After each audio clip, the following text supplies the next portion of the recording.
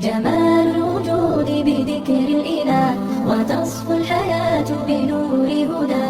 جمال الوجود بذكر الإله وتصفو الحياة بنور هدى. وتطلب نفس له طاعة ويبلغ سعد إلى منتهى. فؤاد شغوف إلى ربه أحب رضاه أحب رضاه.